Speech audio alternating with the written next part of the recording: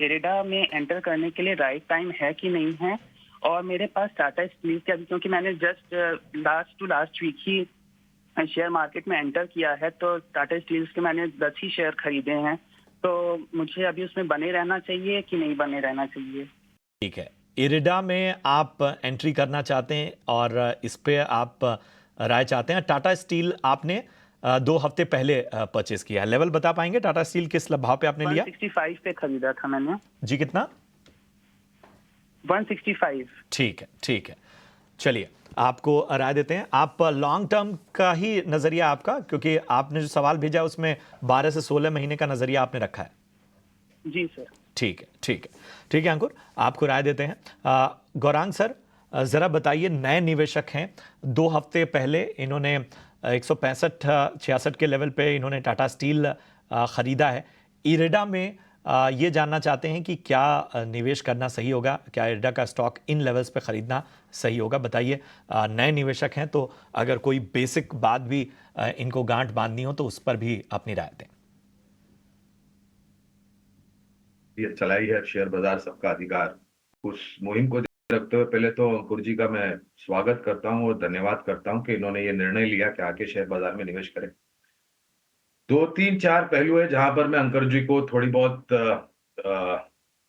राय देना चाहूंगा। पहले तो शेयर बाजार में जो भी निवेश करता है या करते हैं, उनको एक चीज ये ध्यान में रखनी चाहिए कि शेयर बाजार सभी जोखिमों के अधीन है, पहली बात। दूसरी बात, शेयर बाजार में अगर आपने सूझबूझ समझ थोड़ा बहुत अभ्यास करके जानकारी लेकर के अच्छी कंपनियों में लंबी अवधि के लिए निवेश किया है तो शेयर बाजार कभी भी आपको निराश नहीं करता है। तीसरी बात, लोगों को की राय सुन करके बिना किसी जानकारी के किसी भी अज्ञात शेयर में निवेश न करें, क्योंकि आपके दोस्त ने, आपके परिवारजन ने या फिर आपके कोई दूसरे लोगों ने ये राय दी है, क्योंकि उसमें बहुत बड़ा जोखिम हो सकता है। एक चौथी चीज, एक चीज ध्यान में रखिए कि आप कम संख्या में शेयर खरीदे, लेकिन अच्छी कंपनी के खरीदे। बड़ी संख्या में इक्का दुक्का आंकड़ों में कामकाज करने वाली कंपनियों में निवेश न करें। नजरिया हमेशा लंबी अवधि का रखें। जो कंपनी के बारे में आपने राय पूछी है टाटा स्टील पर, तो वहां पर पहले तो बुनियादी तर्क के आधार पर हमारी खरीदारी की राय है, और अगर आपके पास निवेश लायक पूंजी है तो गिरावट के बाजार में इसको धीरे धीरे करके आप जोड़ते जाएं। दूसरा प्रश्न आपने पूछा था IREDA पर, तो पिछले साल अंकुर जी करीबन नवंबर के आसपास 2023 में 30-32 रुपए के स्तर पर आईपीओ आया था। उसका हमने हमारे ही चैनल ईटी नाउ स्वदेश पर आकर के आईपीओ के पहले, आईपीओ चल रहा था तब, और आईपीओ के पश्चात आईपीओ को नोट को एक जरिया बताते हुए कहा था कि वहां पर लंबी अवधि में आप निवेश करना अनिवार्य होगा। यहाँ पर भी अगर आप निवेश करना चाहते हैं तो उसी आईपीओ नोट को आधार बना करके मैं एक चीज बता सकता हूं कि लंबी अवधि के लिए निवेश, उतावलापन कभी भी नहीं करना चाहिए शेयर बाजार में जहां तक निवेश का सवाल है।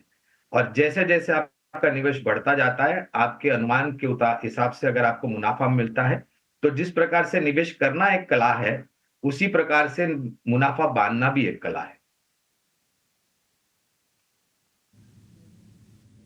बिल्कुल। तो प्रॉफिट बुकिंग की भी सलाह आपको दी जा रही है और आपके स्टॉक्स पर भी आपको सलाह दे दी गई है कि अगर आपको मुनाफा हो रहा है तो धीरे धीरे करके उसे बुक भी करते जाइए, क्योंकि शेयर बाजार में रिस्क भी है और हो सकता है कि फिर आपका जो भी मुनाफा हो रहा है उसमें भी कमी आ सकती है, तो इस बात का भी ध्यान रखिए।